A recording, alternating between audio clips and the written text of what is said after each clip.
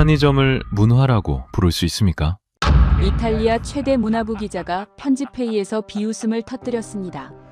밀라노 동계올림픽 개막 72시간 전, 그의 책상 위에는 각국 문화관 보도자료가 쌓여 있었죠. 미국은 1200만 달러 투자를 자랑했고, 일본은 전통다도 체험을 내세웠으며, 중국은 5000년 역사의 유물 전시를 준비했습니다. 그런데 한국은 GS25 편의점 재현, 떡볶이 시식, K뷰티 체험, 마르코는 취재 우선순위 맨 끝에 한국을 적어 넣었습니다. 하지만 개막 다음 날 새벽 5시 편집장의 긴급 전화가 그를 깨웠습니다. 로시, 당장 빌라 네키 캄필리오로 가. 교통이 마비됐어. 그곳에서 마르코가 목격한 광경은 30년 기자 생활을 뒤흔들 충격이었습니다. 시청하기 전 구독과 좋아요, 댓글에 대한민국 최고라고 응원해주세요. 편집장님, 솔직히 이건 취재할 가치도 없습니다. 마르코 로시가 한국문화관 보도자료를 책상 위에 던졌습니다. 2026년 2월 3일 오후 3시 밀라노 동계올림픽 개막 72시간 전이었죠. 코리에레 델라세라 편집회의실에는 냉소적인 웃음이 번졌습니다. 편의점 재현이라니 이게 문화입니까? 안녕하세요. 저는 마르코 로시입니다. 이탈리아 최대 일간지 코리에레 델라세라 문화부 수석 기자죠. 30년간 베니스 비엔날레부터 밀라노 패션 위크까지 유럽 문화계의 굵직한 현장을 다뤄왔어요. 2006년 토리노 동계올림픽 때도 문화 프로그램 전담 취재를 맡았고 2026년 밀라노 올림픽도 제 담당이었습니다. 그런 제가 지금 한국이라는 나라의 보도자료를 보고 있었죠. 편집회의실 긴 테이블에는 평가위원 6명이 둘러앉아 있었어요. 편집장 지안루카가 테이블을 두드렸습니다. 자, 각국 문화관 사전평가 시작하죠. 로시, 자네가 정리해봐. 저는 노트북 화면을 스크린에 띄웠어요. 미국부터 시작하겠습니다. USA 하우스, 위치는 갤러리아 빅토리오 에마누엘레 2세 바로 옆이에요. 밀라노 심장부죠. 투자 규모는 1200만 달러. 나이키, 코카콜라, 애플이 공식 스폰서로 참여합니다. 부편집장 안드레아가 휘파람을 불었어요. 1200만 달러라니 역시 미국답네. 저는 고개를 끄덕였죠. 규모는 압도적입니다. 대형 스크린으로 미국 기업들의 혁신 기술을 보여주고 VIP 라운지에서 네트워킹 이벤트를 연다고 하네요. 사전평가 어등급으로 분류했습니다. 다음은 일본입니다. 재펜하우스는 밀라노 외곽 조용한 주택가에 위치해요. 예산은 800만 달러. 전통 목조 건축을 재현하고 다도 체험, 서예, 이케바나 프로그램을 운영한다고 합니다. 다만 완전 예약제라서 하루 입장 인원이 제한적이에요. 기자 마르테오가 물었어요. 얼마나 제한적인데요? 하루 최대 46명입니다. 회의실이 잠깐 조용해졌어요. 46명요? 올림픽 기간이 17일인데? 그렇습니다. 전체 기간 합쳐도 800명 정도가 한계예요. 품질은 최상이겠지만 접근성이 떨어지죠. B등급으로 분류했습니다. 중국은 어때요? 편집장이 물었어요. 차이나 하우스는 예산이 1,500만 달러로 이번 올림픽 최대 규모입니다. 용장식으로 건물 외벽을 감쌌고 내부에는 청아백자 당삼채, 비단 전시가 준비되어 있다고 하네요. 5000년 역사를 강조하는 컨셉이죠. 안드레아가 고개를 끄덕였어요. 중국답네. 규모로 밀어붙이는 거. 어등급으로 분류했습니다. 저는 다음 슬라이드를 넘겼어요. 그리고 한국입니다. 화면에 코리아 하우스 자료가 떴습니다. 위치는 빌라 네키 캄필리오. 예산은 미공개지만 추정 600만 달러 이하로 보입니다. 프로그램은 저는 잠깐 멈칫했어요. GS25 편의점 재현, 한복 체험, 비비고 김밥 무료 시식, 떡볶이 시식, K뷰티 체험, K팝 댄스 클래스입니다. 회의실이 폭소로 변했습니다. 편의점이요? 편의점을 올림픽 문화관에서 재현한다고요? 마르테오가 배를 잡고 웃었어요. 저도 처음에는 오타인 줄 알았죠. 그런데 확인해보니 진짜예요. 한국 편의점 GS25를 그대로 옮겨놓는다고 합니다. 지안루카가 안경을 벗으며 물었어요. 로시, 자네 평가는? 솔직히 말씀드리겠습니다. 저는 보도자료를 다시 펼쳤어요. 이건 문화 프로그램이 아니라 마케팅입니다. 편의점, K-뷰티, K-팝. 전부 상업적 요소예요. 올림픽 정신과는 거리가 멀죠. D등급으로 분류했습니다. 취재 우선순위는 어떻게 배정할 건가? 편집장이 물었어요. 1순위는 미국과 중국입니다. 투자 규모도 크고 볼거리가 많을 테니까요. 2순위는 일본. 전통문화 측면에서 의미가 있죠. 한국은? 저는 잠깐 망설였어요. 솔직히 마지막 날 30분이면 충분할 것 같습니다. 30분? 안드레아가 웃었어요. 그 정도면 화장실 다녀오는 시간인데? 회의실에 다시 웃음이 번졌습니다. 저도 덩달아 웃었죠. 편의점 구경하는데 30분이면 넉넉하지 않겠습니까? 편집장이 고개를 끄덕였어요. 좋아, 그렇게 하지. 개막 후 첫 3일은 미국, 일본, 중국 집중 취재. 한국은 마지막 날로 미뤄. 회의가 끝나고 복도로 나왔어요. 마르테오가 제 어깨를 툭 쳤습니다. 로시, 내기 하나 할까? 한국관에 하루 100명도 안 올 거야.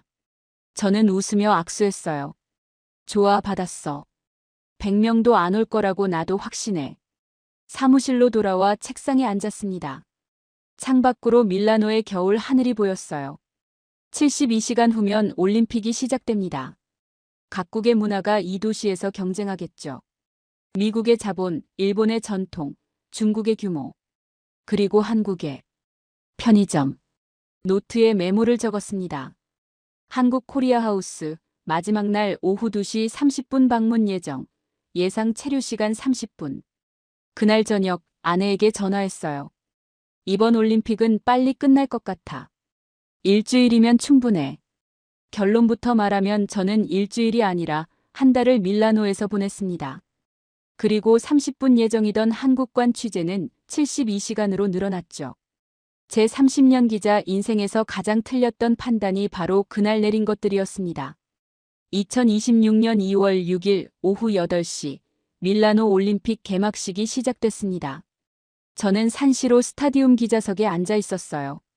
불꽃놀이가 터지고 성화가 점화되는 순간 7만 관중이 환호했죠. 화려했습니다.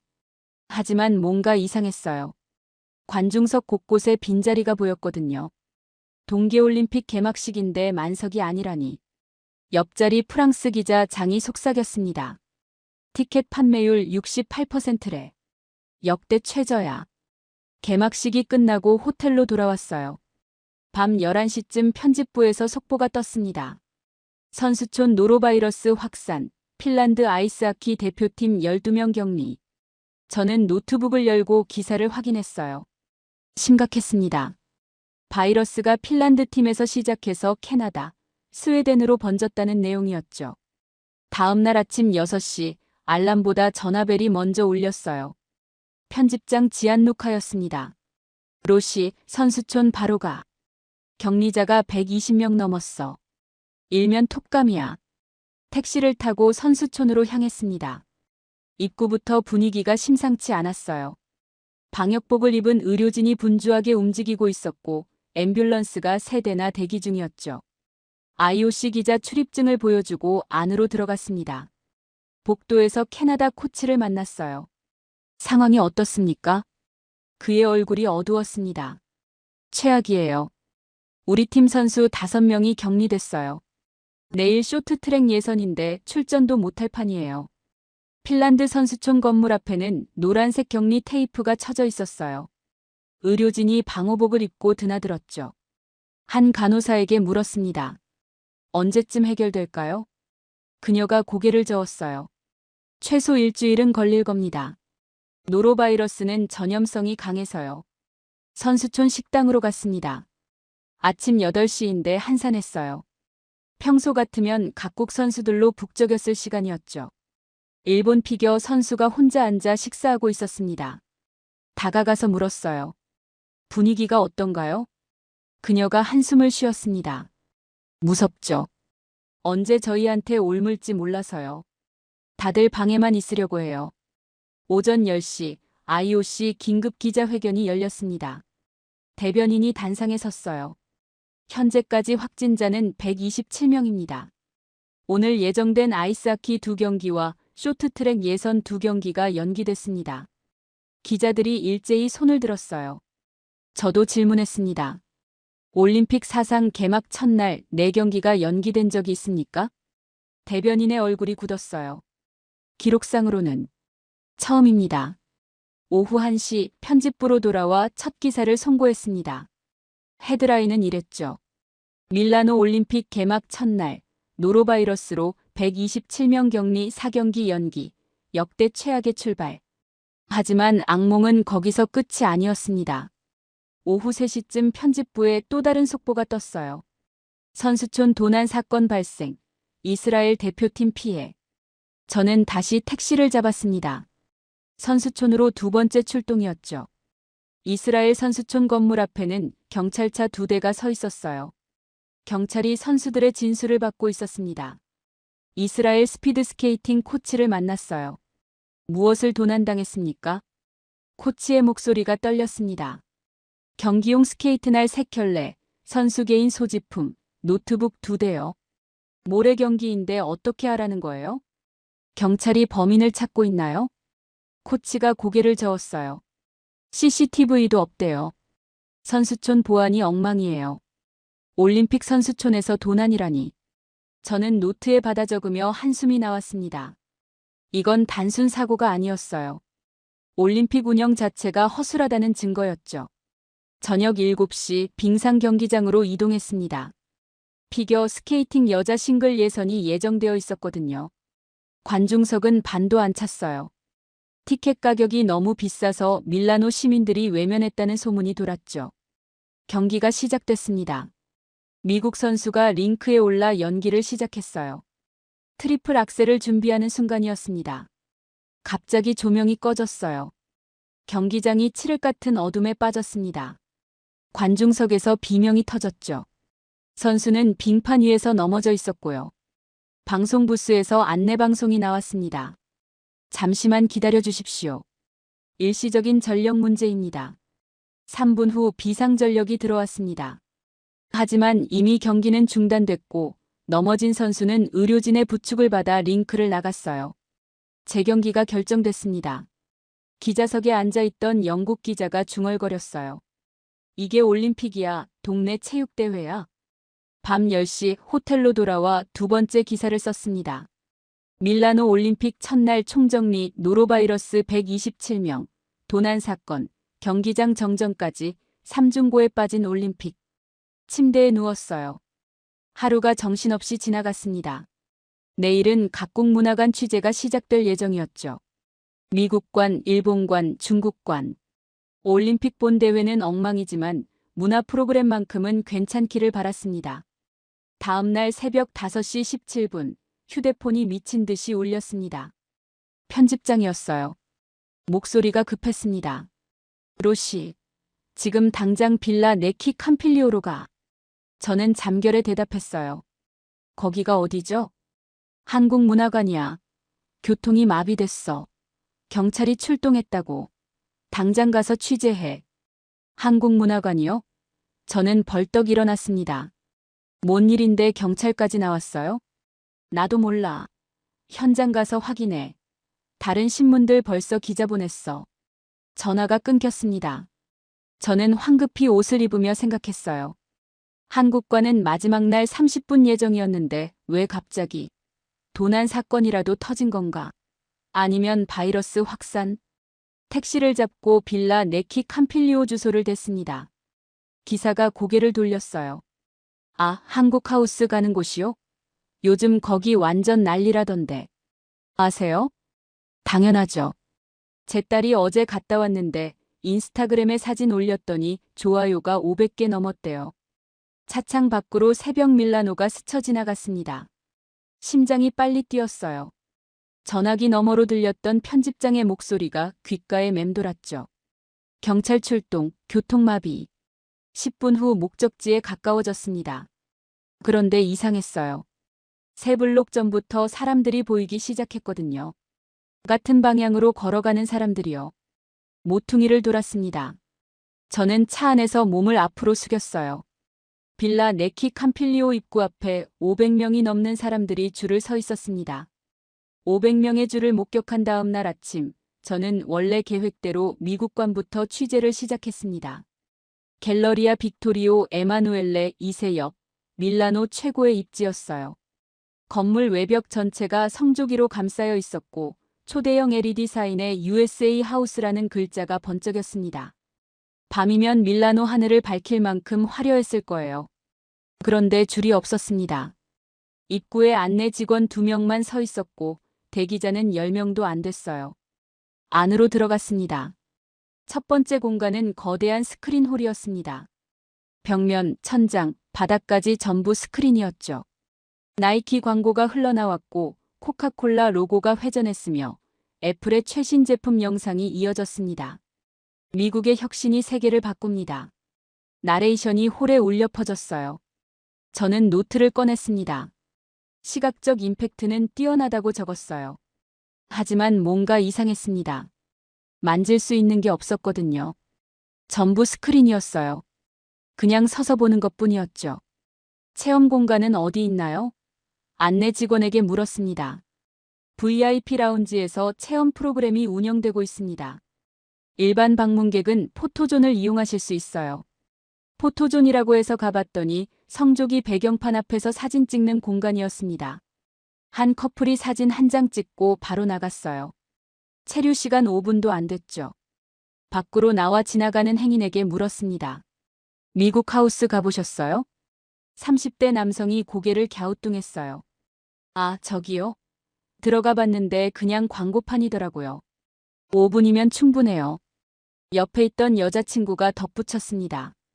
인스타그램에 올릴 것도 없더라. 그냥 기업 로고밖에 없어서요. 노트에 적었습니다. 미국관 1200만 달러 투자, 하루 방문객 추정 350명, 평균 체류 시간 8분, 기업 홍보에 치중, 문화체험 부재. 오후에는 일본관으로 향했습니다. 밀라노 외곽 조용한 주택가였어요. 깔끔한 목조 건물에 대나무 울타리가 세워져 있었고 입구에 안내판이 서 있었습니다. 완전 예약제, 1회 입장 인원 12명, 체험 시간 90분. IOC 출입증을 보여주고 들어갔습니다. 신발을 벗어야 했어요. 나무 바닥이 차갑고 매끄러웠죠. 은은한 백단향 냄새가 났습니다. 첫 번째 방은 다도 체험실이었습니다. 기모노를 입은 여성이 조용히 차를 준비하고 있었어요. 동작 하나하나가 느리고 정확했죠. 물 끓는 소리만 방 안에 가득했습니다. 따뜻한 말차를 건네받았어요.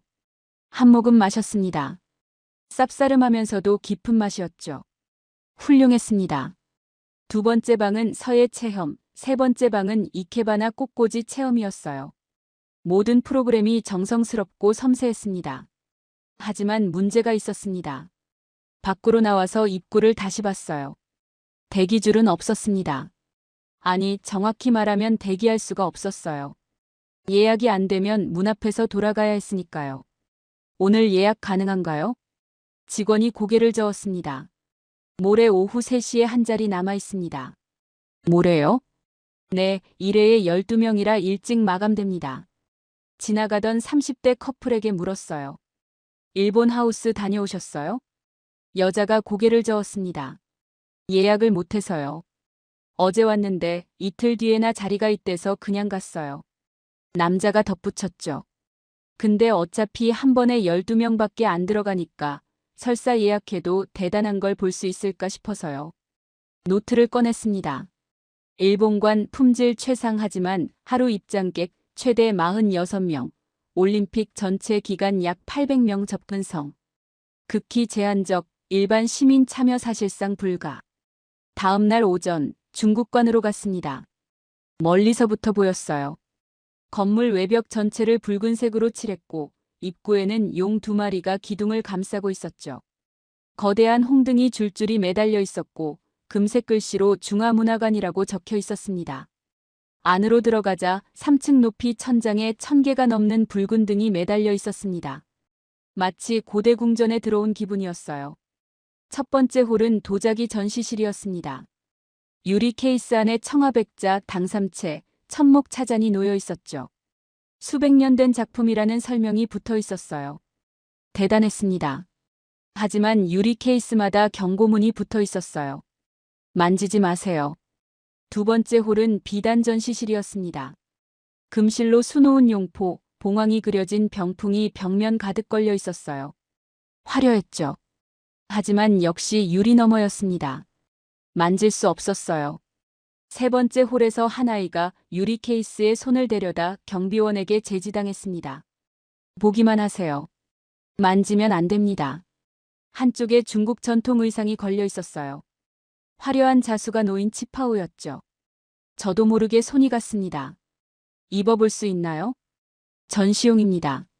착용은 불가합니다. 음식 코너도 있었습니다. 벽면에 베이징덕, 마파두부, 딤섬 사진이 크게 걸려 있었어요. 침이 고이는 사진들이었죠. 시식이 가능한가요? 직원이 고개를 저었어요. 전시만 가능합니다. 음식 안전 규정 때문에 현장 조리를 허가받지 못했습니다. 밖으로 나왔습니다. 건물 앞에 서서 관람객들을 지켜봤어요. 들어간 사람들이 평균 15분 만에 나왔습니다. 감탄은 했지만 오래 머무르지 않았죠. 멋있긴 한데 뭔가 할 게 없어. 30대 여성이 친구에게 말했어요. 그냥 박물관이잖아. 만질 수도 없고 먹을 수도 없고. 노트에 적었습니다. 중국관 전시 규모와 품질 인상적하지만 관람 참여 요소. 전무 15분 체류 후 이탈, 문화교류가 아닌 일방적 전시. 호텔로 돌아가는 택시 안에서 생각했습니다. 이틀간 세 나라 문화관을 봤어요. 미국은 광고판, 일본은 문이 닫혀 있고 중국은 박물관. 세 나라 다 문화를 보여주기만 하지 나누지는 않았습니다. 그때 전화가 울렸습니다. 동료 기자 마르테오였어요. 로시, 한국관 가봤어? 아니, 마지막 날로 미뤘잖아. 그의 목소리가 흥분되어 있었습니다. 내가 아까 지나갔는데 거기 지금 난리야. 줄이 건물 두 바퀴를 돌아. 700명은 넘어 보이던데. 700명이요? 응. 그리고 사람들이 한복인가? 그거 입고 사진 찍으면서 완전 좋아 죽어. 너 정말 마지막 날까지 안 갈 거야? 전화를 끊었습니다. 창밖을 봤어요. 빌라 네키 캄필리오 방향이었습니다. 700명의 줄. 한복을 입고 웃는 사람들. 저는 택시기사에게 말했습니다. 빌라 네키 캄필리오로 가주세요. 택시가 빌라 네키 캄필리오 앞에 멈췄습니다. 오후 2시 30분이었어요. 저는 차에서 내리자마자 얼어붙었습니다. 줄이 건물 입구에서 시작해서 옆 골목으로 이어지고 다시 뒷골목으로 꺾여서 건물을 완전히 한 바퀴 돌고 있었어요. 아니, 한 바퀴가 아니었습니다. 두 바퀴였죠. 500명이 넘어 보였습니다. 어쩌면 700명일 수도 있었어요. 미국관 앞에는 10명도 없었습니다. 일본관은 예약 마감으로 문 앞에서 돌아가는 사람들 뿐이었어요. 중국관 앞에는 30명 정도가 산발적으로 서 있었죠. 그런데 여기는 700명이 질서정연하게 줄을 서 있었습니다. 저는 줄을 따라 천천히 걸었어요. 사람들의 표정을 살폈습니다. 짜증이나 불만은 보이지 않았어요. 오히려 기대에 차 있었죠. 스마트폰으로 사진을 찍고 친구들과 수다를 떨고 웃고 있었습니다. 줄 앞쪽에 있던 60대 할머니와 손녀에게 다가갔습니다. 실례합니다. 언론사 기자인데요. 몇 시에 오셨어요? 할머니가 웃으며 대답했어요. 새벽 5시요. 새벽 5시요? 저는 시계를 봤습니다. 지금이 오후 2시 30분인데 9시간 30분을 기다리신 건가요? 손녀가 할머니 팔을 꼭 잡으며 말했습니다. 할머니가 한복 입고 싶다고 하셔서요. 어제 친구분이 입으신 사진 보고 꼭 입어보고 싶다고 하셨어요. 새벽 5시부터 줄을 서서 한복을 입으려고요. 저는 노트에 받아 적으며 손이 떨리는 걸 느꼈습니다. 좀 더 뒤쪽으로 걸어갔어요. 20대 대학생 3명이 이어폰을 나눠 끼고 음악을 듣고 있었습니다. 뭘 듣고 계세요? 한 학생이 이어폰을 빼며 웃었어요. 뉴진스요. K-팝. 오늘 댄스 클래스에서 뉴진스 안무 배운대요. K-팝 때문에 왔어요? 그것도 있고요. 학생이 친구를 가리켰어요. 쟤는 한복 입으려고, 나는 떡볶이 먹으려고, 쟤는 K-뷰티 체험하려고요. 각자 목적이 달라요. 세 가지 목적을 다 충족시킬 수 있는 거예요? 한 곳에서? 당연하죠. 여기는 전부 다 할 수 있어요. 무료고요. 그 뒤로는 30대 부부가 있었습니다. 프랑스어로 대화하고 있었어요. 저는 프랑스어로 물었습니다. 파리에서 오셨어요? 남자가 놀라며 고개를 끄덕였어요. 어떻게 하셨어요? 억양으로요. 파리에서 밀라노까지 오시려면 기차로 몇 시간 걸리죠? 4시간이요. 4시간이나 기차를 타고 와서 여기 줄을 서신 거예요? 여자가 웃으며 스마트폰을 보여줬습니다. 인스타그램이었어요. 한복 입은 여성들의 사진이 가득했죠. 이거 보세요. 너무 아름답잖아요. 직접 입어보고 싶었어요. 저는 화면을 들여다봤습니다. 해시태그가 눈에 들어왔어요. 해시태그 코리아 하우스 밀라노, 해시태그 한복, 해시태그 K뷰티. 게시물이 수천 개였습니다. 10대 소녀 2명이 셀카봉으로 사진을 찍고 있었어요. 다가가서 물었습니다. 여기 와본 적 있어요? 한 소녀가 고개를 끄덕였어요. 어제 왔었어요. 어제요? 그럼 오늘은 재방문인가요? 네. 어제 한복이 다 떨어져서 못 입었거든요. 오늘은 꼭 입을 거예요. 재방문. 저는 노트에 크게 적었습니다. 미국관 재방문율 3%, 일본관 12%, 중국관 5%. 그런데 이 소녀는 하루 만에 다시 왔습니다. 입구 쪽으로 걸어갔어요. 금색 글씨로 코리아 하우스라고 쓰인 대형 간판이 보였습니다. 그 옆에 태극 문양 장식이 햇살에 반짝이고 있었죠. 빨간색과 파란색의 소용돌이. 단순한 문양인데 강렬했습니다. 입구에는 젊은 한국 여성 스태프가 서 있었어요. 저는 다가가서 IOC 기자 출입증을 보여줬습니다. 언론사 기자인데요. 바로 입장 가능할까요? 스태프가 화사하게 웃었습니다. 물론이죠. 안으로 모시겠습니다. 손이 출입증을 향했습니다. 하지만 멈췄어요. 줄을 봤습니다. 700명이 넘는 사람들. 새벽 5시부터 온 할머니, 파리에서 4시간 기차 타고 온 부부, 재방문한 10대 소녀들. 이 사람들은 모두 기다리고 있었어요. 한복을 입기 위해, 떡볶이를 먹기 위해, K뷰티를 체험하기 위해. 저는 출입증을 다시 주머니에 넣었습니다. 아니요. 저도 줄 맨 뒤에 설게요. 스태프가 눈을 크게 떴어요. 기자분이신데요? 알아요. 하지만 일반 시민처럼 경험하고 싶습니다. 그래야 진짜 이야기를 쓸 수 있을 것 같아서요. 그녀가 잠깐 망설이더니 고개를 끄덕였습니다. 알겠습니다. 대기 중에 유자차 드실 수 있고요. 한지 공예 간단 체험도 가능해요. 줄 맨 뒤로 갔습니다. 제 앞에는 40대 이탈리아 남성이 서 있었어요. 그가 돌아보며 말했습니다. 줄 엄청 길죠? 근데 저기 스태프가 30분마다 유자차 돌린대요. 따뜻한 차. 30분마다요? 네. 아까 한 잔 받았어요. 맛있더라고요. 대기하는 동안에도 뭔가를 제공하는 거였습니다. 미국과는 대기줄 자체가 없었어요. 일본과는 예약제라 대기가 불가능했고 중국과는 그냥 서서 기다리기만 했죠. 그런데 여기는 기다리는 시간마저 경험으로 만들고 있었습니다. 1시간이 지났습니다.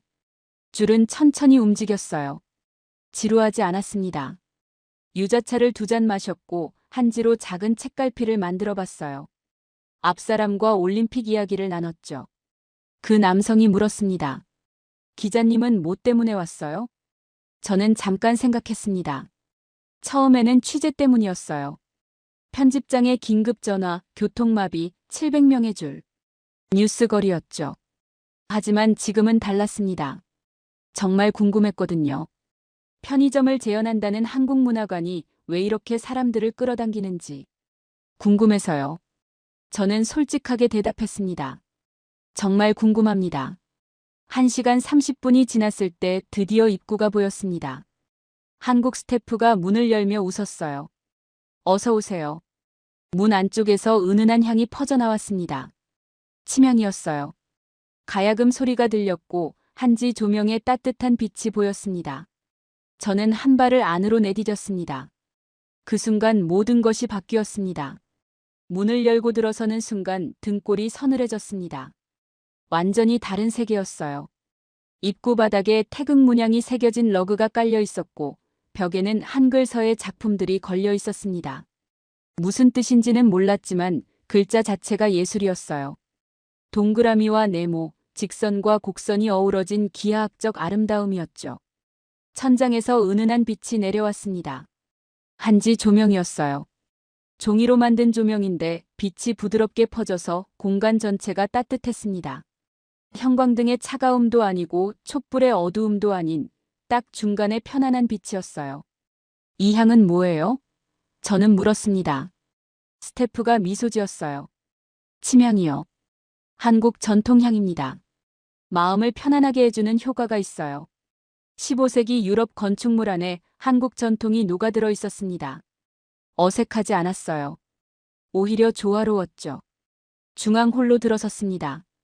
저는 걸음을 멈췄어요. 심장이 한 박자 쉬었습니다. 홀 중앙에 무대가 있었고 벽면에는 거대한 병풍이 펼쳐져 있었습니다. 산과 해, 달, 소나무가 그려진 그림이었죠. 색이 살아있었어요. 파란색은 바다보다 깊었고 초록색은 숲보다 싱그러웠습니다. 1월 오봉도라고 합니다. 조선시대 왕이 뒤에 놓이던 그림이에요. 왕의 뒤에요?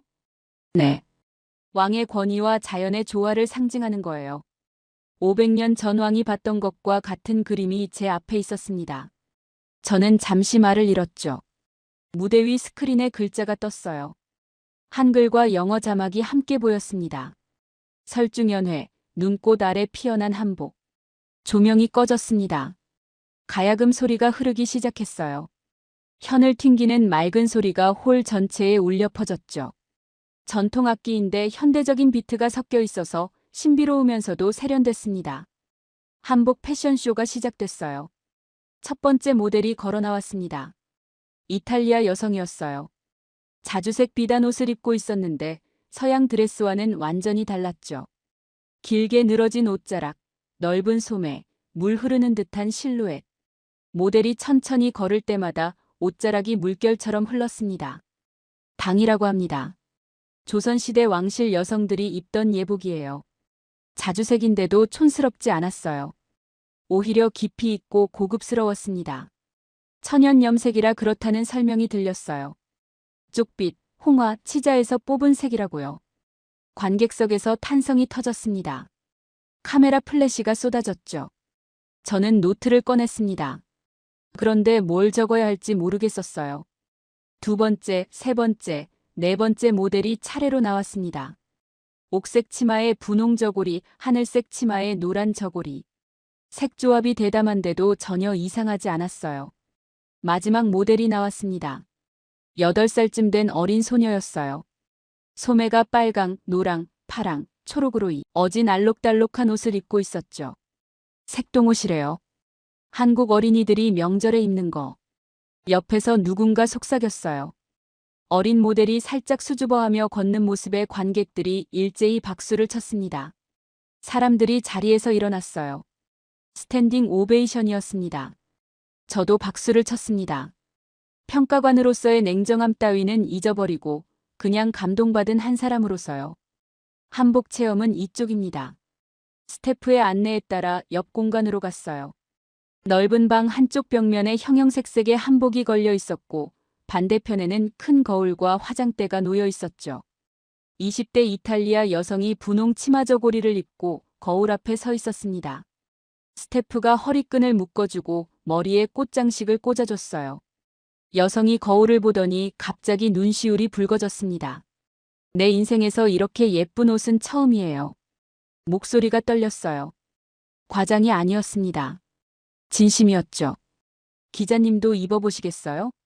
저는 손을 저었어요. 아, 저는 취재 중이라서요. 한 번만요.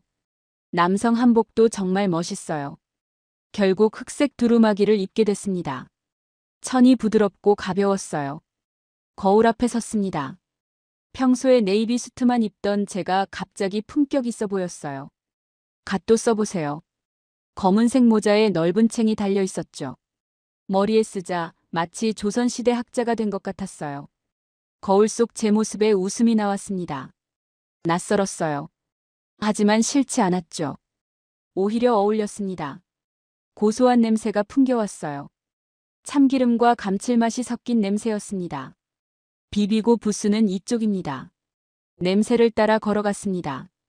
모퉁이를 도는 순간 눈이 커졌어요. 한국의 편의점이 통째로 재현되어 있었습니다. 초록색 간판에 GS25라고 쓰여 있었고 유리문 너머로 삼각김밥, 컵밥, 도시락이 진열되어 있었죠. 진짜 서울의 편의점에 온 것 같았어요. 그 뒤로 거대한 1호 로봉도 벽화가 보였습니다. 전통과 현대가 한 공간에 공존하고 있었어요. 비비고 김밥 무료 시식. 안내판 앞에 40명이 줄 서 있었어요. 저도 줄 끝에 섰습니다. 제 차례가 왔죠. 스태프가 김밥 한 줄을 건넸어요. 검은 김으로 밥과 속재료를 돌돌 만 것이었습니다. 한 입 베어 물었습니다. 밥은 부드럽고 김은 바삭했어요. 속재료들이 씹히는 식감이 재미있었죠. 짠맛, 단맛, 고소한 맛이 동시에 퍼졌습니다. 이건 뭐예요? 김밥이요. 한국 사람들이 소풍 갈 때 꼭 싸가는 음식이에요. 어디서든 먹을 수 있죠.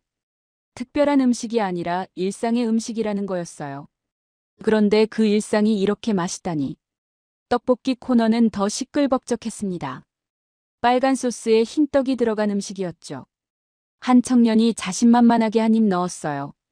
페페론치노 엄청 좋아하거든요. 매운 건 자신 있어요. 3초 후 얼굴이 새빨개졌습니다. 맙소사, 뜨겁고 매워요. 그런데 다시 떡볶이를 집더라고요. 미치겠어요. 매운데 자꾸 손이 가요. 저도 떡볶이를 한 입 먹어봤습니다.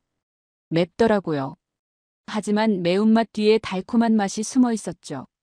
노트를 덮었습니다. 지금은 쓸 때가 아니었어요. 느낄 때였습니다.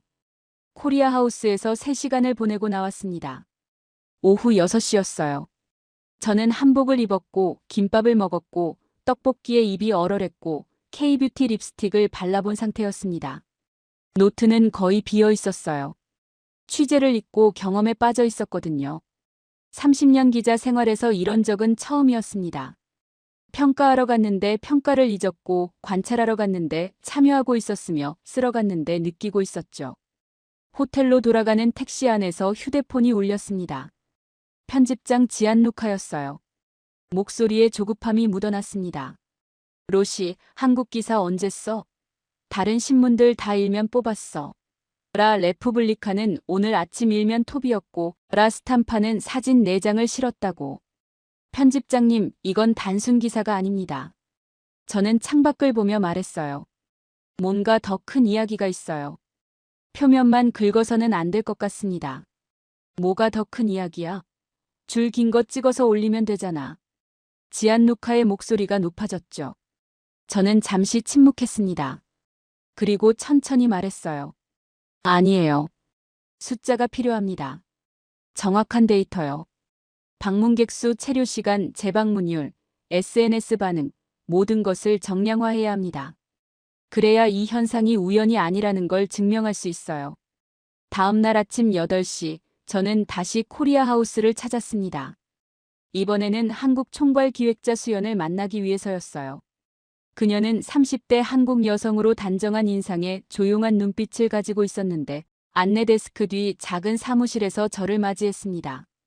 공식 데이터를 좀 받을 수 있을까요? 저는 노트를 펼치며 물었어요. 방문객 수, SNS 반응, 재방문율, 평균 체류 시간 같은 거요. 가능하다면 다른 나라 문화관과 비교할 수 있는 자료도 있으면 좋겠습니다. 수연이 태블릿을 꺼냈어요. 오픈 후 일주일 기준인데 괜찮으신가요? 물론입니다. 화면을 보는 순간 저는 숨이 멎었습니다. 1일 평균 방문객이 3,500명이라고 적혀 있었거든요. 3,500명이요? 저는 다시 물었습니다. 하루에요? 네. 수연이 고개를 끄덕였어요. 개막일에는 2,800명이었는데 입소문이 나면서 계속 늘었어요. 어제는 4,200명까지 왔고요. 오늘은 아마 4,500명 넘을 것 같습니다. 손가락이 떨렸습니다. 어제 제가 본 미국과는 하루 350명 정도였어요. 한국은 그 10배였습니다. 아니, 정확히는 10배가 아니라 12배 이상이었죠. SNS 해시태그는 어느 정도인가요? 누적 600만 건입니다. 수연이 화면을 넘기며 설명했어요. 인스타그램, 틱톡, 트위터를 합산한 수치고요. 특히 인스타그램에서 폭발적이에요. 코리아 하우스 밀라노, 한복, K뷰티 이런 해시태그들이 계속 트렌딩에 올라가고 있어요. 600만 건. 저는 노트에 받아 적으며 펜을 3개 누르는 바람에 종이가 찢어질 뻔했습니다. 참고로 미국과는 제가 확인한 바로는 12만 건 정도였어요. 중국관이 15만 건, 일본관이 8만 건 정도였죠. 한국은 그 수십 배였습니다. 재방문율이 34%라고 들었는데 정확한가요? 수연이 다른 파일을 열었어요. 맞습니다. 정확히는 34.2%예요. 3명 중 1명이 다시 오는 거죠. 어제는 한 분이 사흘 연속 오셨어요. 첫날은 한복 체험, 둘째 날은 K뷰티와 음식, 셋째 날은 친구 5명을 데려오셨대요. 사흘 연속이요? 저는 펜을 멈췄습니다. 그분은 왜 3번이나 오신 거죠? 재미있으니까요. 수연이 웃으며 말했어요. 그리고 혼자 경험하기 아까우니까요. 나누고 싶은 거예요. 평균 체류 시간은 어떻게 되나요? 2시간 30분입니다. 가장 짧은 분이 1시간 10분, 가장 긴 분은 5시간 계셨어요. 5시간 계신 분은 모든 프로그램을 다 체험하시고 유자차 마시면서 다른 관람객들이랑 이야기하시다가 가셨대요. 저는 노트에 비교 수치를 적기 시작했습니다. 미국관 평균 체류 시간 8분, 중국관 15분, 일본관 90분인데 한국은 150분이었어요. 미국의 거의 20배에 가까웠죠. 혹시 다른 나라 문화관 데이터도 있나요? 비교하고 싶어서요. 수연이 잠깐 망설이더니 다른 파일을 열었어요. 저희도 참고용으로 조사했어요. 공개 데이터랑 현장 관찰을 조합한 건데요. 화면에 숫자들이 나타났습니다. 저는 하나하나 노트에 받아 적기 시작했어요. 미국은 투자액이 1,200만 달러인데 하루 방문객이 350명, 재방문율 3%, 평균 체류 시간 8분, SNS 언급 12만 건이었습니다. 일본은 투자액 800만 달러에 하루 방문객 46명, 재방문율 12%, 체류 시간 90분, SNS 언급 8만 건이었어요. 중국은 투자액이 가장 큰 1,500만 달러였는데 하루 방문객 280명, 재방문율 5%, 체류 시간 15분, SNS 언급 15만 건이었죠. 그리고 한국은 추정 투자액 600만 달러에 하루 방문객 3,500명, 재방문율 34%, 체류 시간 150분, SNS 언급 600만 건이었습니다. 숫자를 적으면서도 믿기지 않았어요. 예산은 가장 적은데 모든 지표에서 압도적이었거든요. 투자 대비 효율을 한번 계산해 볼까요? 수연이 계산기를 두드렸어요. 미국은 한 달러당 0.03명이 방문한 거고 한국은 한 달러당 0.58명이 방문한 거예요. 약 20배 차이죠. SNS 언급으로 따지면 더 차이나요. 미국은 한 달러당 10건인데 한국은 1000건이에요. 100배 차이입니다. 저는 의자에 깊숙이 몸을 기댔습니다. 이건 단순한 문화관의 성공이 아니었어요. 문화외교의 패러다임 자체가 바뀌고 있었습니다. 돈으로 밀어붙이는 것도 아니고 문턱을 높여서 프리미엄을 만드는 것도 아니고 화려한 전시로 눈을 현혹하는 것도 아니었죠. 한국은 그냥 문을 활짝 열고 사람들을 초대했을 뿐인데 사람들이 몰려들었고 감동했고 다시 왔고 친구를 데려왔고 SNS에 자발적으로 퍼뜨렸습니다. 혹시 한국 관광 문의도 증가했나요? 저는 마지막 질문을 했어요. 수연이 다른 자료를 보여줬습니다. 이탈리아 주요 여행사 5곳에 문의한 결과인데요. 한국 관광 문의가 올림픽 시작 후 일주일 사이에 500% 증가했대요. 한국 항공권 검색량도 전주 대비 340% 올랐고 서울 호텔 예약도 급증하고 있다고 합니다. 저는 노트를 덮었습니다. 더 이상 적을 필요가 없었어요. 숫자가 모든 것을 말해주고 있었으니까요. 호텔로 돌아와 노트북을 열었습니다. 편집장에게 전화를 걸었어요. 편집장님, 일면 톱이 아니라 연재로 가야 할 것 같습니다. 연재? 왜? 지안누카의 목소리가 의아했습니다. 이건 단순 성공 스토리가 아니에요. 저는 천천히 말했습니다. 문화외교의 패러다임이 바뀌는 순간을 목격하고 있습니다. 근거는 한국은 예산의 절반으로 미국의 10배 방문객을 모았어요.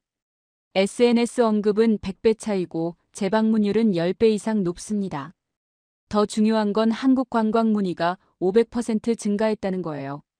이건 문화관 하나의 성공이 아니라 국가 브랜드 전체를 바꾸고 있는 겁니다. 전화기 너머로 길고 긴 침묵이 흘렀습니다. 로시, 지안누카가 조용히 물었어요. 자네 30년 기자 생활에서 이런 숫자 본 적 있나? 없습니다. 저는 단호하게 대답했습니다. 처음입니다. 좋아. 연재 확정이야. 3부작으로 가자. 1부는 숫자와 데이터, 2부는 사람들의 이야기, 3부는 한국 문화 전략 분석으로 가. 노트북 화면에 빈 문서를 열었습니다. 제목을 적었어요. 밀라노 올림픽 최악의 대회, 최고의 문화관, 한국이 증명한 나누는 문화의 힘. 하지만 키보드에 손을 올렸는데 글이 써지지 않았습니다. 숫자는 진실을 말해줬어요. 한국이 압도적으로 성공했다는 것을요. 하지만 왜 성공했는지는 숫자만으로는 설명되지 않았습니다. 숫자 뒤에는 사람이 있었고, 사람 뒤에는 이야기가 있었고, 이야기 뒤에는 문화가 있었으니까요. 그 답을 찾으려면 다시 가야 했어요. 코리아 하우스로. 사람들을 만나야 했습니다. 한복을 입고 눈물 흘리는 할머니, 떡볶이에 중독된 청년, 서울로 유학 가기로 결심한 소녀들을요. 숫자가 말하지 못하는 진짜 이야기를요. 다음 날 오전, 저는 세 번째로 코리아 하우스를 찾았습니다. 이번에는 노트북도 카메라도 가져가지 않았어요. 그냥 사람들을 만나고 싶었습니다. 숫자 뒤에 숨은 얼굴들을요. 입구에서 익숙한 모습이 보였습니다. 첫날 새벽 5시에 왔다던 그 할머니와 손녀였어요. 둘이 한복을 입고 거울 앞에 서 있었습니다. 할머니는 연두색 치마에 노란 저고리를, 손녀는 분홍 치마에 하얀 저고리를 입고 있었죠. 할머니께서 거울을 보시더니 눈시울이 붉어졌습니다. 손으로 눈가를 훔치셨어요. 할머니, 왜 우세요? 손녀가 놀라서 물었습니다. 아니야. 할머니가 떨리는 목소리로 말했어요. 그냥 내 인생에서 이렇게 예쁜 옷은 처음이구나 싶어서. 80년을 살았는데 말이야. 저는 조금 떨어진 곳에 서서 그 장면을 지켜봤습니다. 할머니의 눈물은 단순히 옷이 예뻐서 흘리는 눈물이 아니었어요. 평생 경험하지 못했던 특별함, 자신도 아름다울 수 있다는 발견, 손녀와 함께하는 이 순간의 소중함, 그 모든 것이 섞인 눈물이었을 겁니다. 미국관에서는 아무도 울지 않았어요. 일본관의 다도는 우아했지만 눈물을 자아내지는 않았죠. 중국관의 화려한 유물도 감탄은 받았지만 감동은 주지 못했습니다. 하지만 여기서는 80세 할머니가 한복을 입고 오셨어요. K뷰티 코너로 갔습니다. 20대 독일 청년이 립밤을 바르고 있었어요. 좋은 제품 찾으셨어요? 제가 다가가서 물었습니다. 그가 웃으며 립밤을 보여줬어요. 독일에서 못 구하는 브랜드래요. 여기서 샘플 써봤는데 정말 좋더라고요. 원래는 여자친구 따라온 건데 피부 관리 루틴 배우고 나서 완전 빠졌어요. 또 오실 건가요? 그의 표정이 진지해졌습니다. 저 서울 가기로 했어요. 한국어 배우려고요. 그가 스마트폰을 꺼내서 보여줬어요. 듀오링고 어플이 깔려 있었습니다. 벌써 일주일째 한국어 공부하고 있어요. 내년 여름에 서울 가서 한 달 살아볼 거예요. 여기 와서 그렇게 결심하신 거예요? 여기서 한국 문화를 경험하고 나니까 직접 가보고 싶어진 거예요. 그리고 뭔가 한국 사람들이 이렇게 문화를 나누는 방식이 궁금해졌어요. 한복 체험 코너에서는 프랑스 부부를 다시 만났습니다. 파리에서 4시간 기차 타고 왔다던 그 부부였어요. 또 오셨네요? 제가 놀라서 물었습니다. 남자가 웃으며 대답했어요. 어제 사진이 너무 예뻐서 오늘 또 왔어요. 어제는 제 와이프만 입었거든요. 오늘은 제가 입으려고요. 여자가 스마트폰을 보여줬습니다. 어제 올린 한복 사진의 좋아요가 1000개가 넘었어요. 친구들이 전부 어디냐고 물어봐요. 남자가 검은 두루마기를 입고 갓을 썼습니다. 여자가 다시 연두색 한복을 입었어요. 둘이 나란히 서서 사진을 찍었고 여자가 남편에게 말했습니다. 이거 우리 결혼 30년 중에 가장 예쁜 사진이에요. 저는 그 모습을 보며 생각했어요. 미국과는 사람들에게 기업 로고를 보여줬고, 일본과는 다도의 격식을 가르쳤고, 중국과는 유물의 화려함을 전시했습니다. 하지만 한국은 사람들에게 아름다운 추억을 선물했어요. 30년 결혼 생활 중 가장 예쁜 사진이요. K-팝 댄스 클래스에서는 10대 소녀 3명이 땀을 흘리며 춤을 추고 있었습니다. 뉴진스의 디토 안무였어요. 휴식 시간에 한 소녀에게 다가갔습니다. 재미있어요? 완전요. 소녀가 숨을 헐떡이며 대답했어요. 저 이거 배우고 싶어서 어제도 왔었어요. 친구가 옆에서 끼어들었습니다. 제 진로 바꿨어요. 첫 번째 소녀가 수줍게 웃었어요. 저 원래 밀라노 미용학교 가려고 했거든요. 그런데 여기서 K-뷰티 체험하고 K-팝도 배우고 하니까 서울 가서 공부하고 싶어졌어요. 부모님한테 말씀드렸더니 제가 여기서 찍은 사진이랑 영상 보여드렸더니 허락하셨어요. 엄마가 그러시더라고요. 내가 그렇게 행복해 보이는 건 처음 본다고. 저는 할 말을 잃었습니다. 한 소녀의 인생 진로가 바뀌었어요. 밀라노에서 서울로요. 코리아 하우스에서 보낸 몇 시간이 한 사람의 미래를 바꾼 겁니다. 밖으로 나왔습니다. 줄은 여전히 길었어요. 사람들은 웃고 있었고, 기대에 차 있었고, 스마트폰으로 사진을 찍고 있었습니다. 저는 벤치에 앉아 그 풍경을 바라봤어요. 80세 할머니가 한복을 입고 울었고, 독일 청년이 서울행을 결심했고, 프랑스 부부가 30년 중 가장 예쁜 사진을 얻었고, 이탈리아 소녀가 인생 진로를 바꿨습니다. 모두 여기서 일어난 일이었어요. 저는 깨달았습니다. 한국은 문화를 팔지 않았다. 나눴다. 그리고 나눈 문화는 사람들의 마음속에 들어가서 그들을 바꿨습니다. 호텔방으로 돌아와 노트북을 열었습니다. 밤 10시였어요. 창밖으로 밀라노의 야경이 보였지만 저는 화면만 바라봤습니다. 30년 기자 생활 중 가장 어려운 기사였어요. 어떻게 써야 이 경험을 제대로 전달할 수 있을까요? 키보드에 손을 올렸습니다. 그리고 첫 문장을 적었어요. 편의점이 올림픽 문화관이 될 수 있을까? 일주일 전 나는 그렇게 생각하지 않았다. 비웃었다. 손가락이 빠르게 움직였습니다. 편집회의에서의 냉소, 미국관의 텅 빈 광고판, 일본관의 닫힌 문, 중국관의 유리 케이스, 그리고 코리아 하우스 앞 700명의 줄. 새벽 5시에 온 할머니, 파리에서 4시간. 기차 타고 온 부부, 서울행을 결심한 독일 청년, 진로를 바꾼 이탈리아 소녀. 모든 이야기가 쏟아져 나왔습니다. 새벽 3시가 되어서야 기사를 완성했어요. 제목은 이렇게 붙였습니다. 밀라노 올림픽 최악의 대회, 최고의 문화관, 한국이 증명한 것. 나누는 문화가 가장 강하다. 편집장에게 파일을 보냈습니다. 10분 후 전화가 왔어요. 지안루카의 목소리가 떨리고 있었습니다. 로시, 이거 진짜야? 80세 할머니가 한복 입고 울었다는 거? 제 눈으로 직접 봤습니다. 저는 대답했어요. 그리고 그게 전부가 아니에요. 독일 청년은 벌써 한국어 공부 시작했고, 이탈리아 소녀는 부모님 설득해서 서울 유학 허락받았어요. 프랑스 부부는 결혼 30년 중 가장 예쁜 사진을 얻었다고 했습니다. 긴 침묵이 흘렀습니다. 그리고 지안루카가 조용히 말했어요. 일면 톱 확정이야. 내일 아침 일면 전체를 할애하겠어. 다음 날 아침 코리에레 델라 세라 일면은 코리아 하우스 사진으로 채워졌습니다. 한복 입은 할머니와 손녀, 줄을 선 700명의 사람들, 떡볶이를 먹으며 웃는 청년들. 그리고 제 기사가 일면 전체를 차지했어요. 반응은 폭발적이었습니다. 온라인 조회수가 24시간 만에 500만을 넘었고 SNS에서는 기사가 끊임없이 공유됐어요. 다른 유럽 언론들도 따라붙기 시작했습니다. 프랑스 르몽드, 영국 가디언, 독일, 슈피겔이 모두 코리아 하우스 특집 기사를 준비 중이라는 소식이 들렸죠. 사흘 후 저는 마지막으로 수연을 만났습니다. 작은 사무실에서 차를 마시며 마지막 질문을 했어요.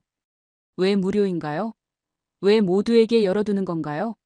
이렇게 하면 비용이 엄청날 텐데요. 수연이 잠깐 생각하더니 조용히 말했습니다. 저희는 보여주는 게 아니라 함께하고 싶었을 뿐이에요. 심장이 쿵 내려앉았습니다. 그 문장이 가슴에 박혔어요. 보여주지 않고 함께한다. 이게 한국의 DNA였습니다. 수연에게 악수를 청했습니다. 그녀의 손이 따뜻했어요. 감사합니다. 정말 감사합니다. 제게 잊지 못할 경험을 주셨어요. 저희야말로 감사합니다. 수연이 미소 지으며 말했어요. 찾아와 주셔서요. 코리아 하우스를 나서며 마지막으로 뒤돌아봤습니다. 오후 3시인데도 줄은 여전히 길었고 사람들은 여전히 웃고 있었으며 한복을 입은 사람들이 여전히 사진을 찍고 있었어요. 저는 그 풍경을 한참 바라봤습니다. 올림픽은 곧 끝날 겁니다. 이 건물도 문을 닫겠죠. 하지만 한복 입었던 기억, 김밥 먹었던 맛, 떡볶이에 얼얼했던 입안, K-팝에 맞춰 몸을 흔들었던 순간 그 경험은 사라지지 않을 거예요. 경험은 추억이 되고 추억은 그리움이 되고 그리움은 언젠가 한국행 비행기 티켓이 될 겁니다. 호텔로 돌아와 마지막 원고를 정리했습니다. 연재 3부작의 마지막 편이었어요. 제목은 나누는 문화가 가장 강하다였습니다. 마지막 문단을 이렇게 썼죠. 미국은 1200만 달러로 광고판을 만들었다. 중국은 1500만 달러로 박물관을 만들었다. 일본은 800만 달러로 초대장 파티를 열었다. 하지만 한국은 김밥 한 줄과 떡볶이 한 접시와 한복 한 벌로 사람들의 마음을 얻었다. 문화는 건물이 아니었다. 예산도 아니었다. 사람들의 마음속에 심어진 경험이었다. 한국이 밀라노에 남긴 것은 건물이 아니라 사람들 마음속의 씨앗이다. 그 씨앗은 언젠가 꽃이 될 것이다. 저는 노트북을 닫고 창밖을 봤습니다. 밀라노의 밤하늘에 별이 반짝이고 있었어요. 일주일 전만 해도 저는 한국을 무시했습니다. 편의점이 문화냐고 비웃었죠. 하지만 지금은 압니다. 한국은 문화를 팔지 않았다. 나눴다. 그리고 나눈 문화가 가장 강하다는 것을요. 침대에 누워 눈을 감았습니다. 내일은 폐막식이에요. 올림픽이 끝나면 코리아 하우스도 문을 닫겠죠. 하지만 오늘 밤 밀라노 어딘가에서 누군가는 한복 사진을 인스타그램에 올리고 있을 거예요. 누군가는 떡볶이 레시피를 검색하고 있을 거고 누군가는 서울행 항공권 가격을 확인하고 있을 겁니다. 문화는 끝나지 않습니다. 나는 순간부터 스스로 퍼져나가니까요. 이것이 한국의 힘이었습니다. 나누는 문화의 힘. 끝까지 시청해 주셔서 감사합니다.